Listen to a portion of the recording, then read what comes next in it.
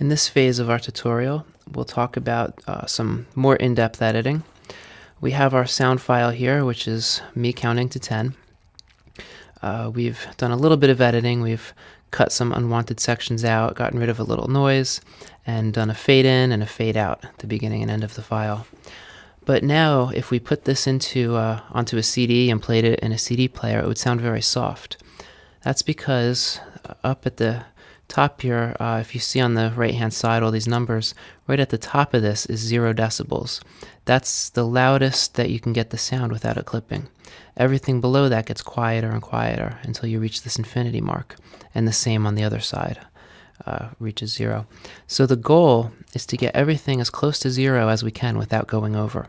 If you go over 0, it'll sound horrible, but you want it to be as close as you can get to 0 without it going over. If all I do right now is maximize the sound, choose Effects, Amplitude, Amplify and Fade, I can calculate how much I should increase the sound, boost the sound, without it clipping. So Audition does that for me, and I say OK. Now some of these things are going to be as loud as possible, but the rest of it is still going to be very quiet. So there's some things we want to do first. So we'll undo, and we're going to do something called dynamics processing. So we'll go to Effects, Amplitude, and Dynamics Processing. There's a preset that I like to use for voice.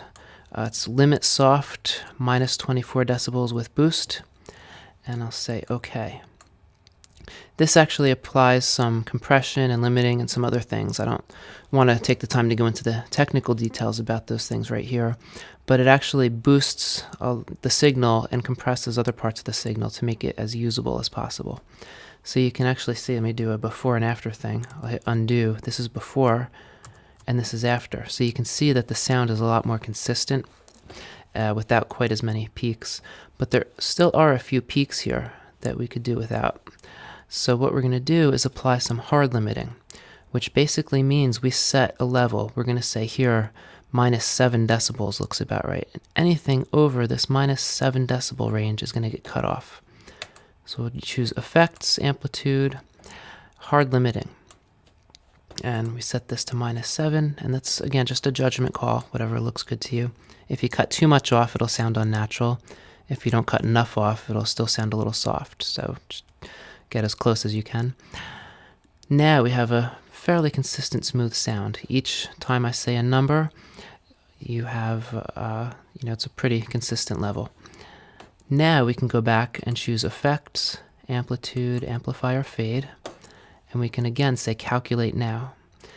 Now before when I did it, it raised it by 2.76 decibels.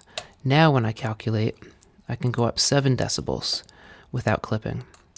I say OK, and now the overall sound is all very good volumes. Now if you burn this to a CD and put it in a CD player, it would sound pretty consistent with your other CDs. So again, we'll choose Control S for save, and we'll pick up from there.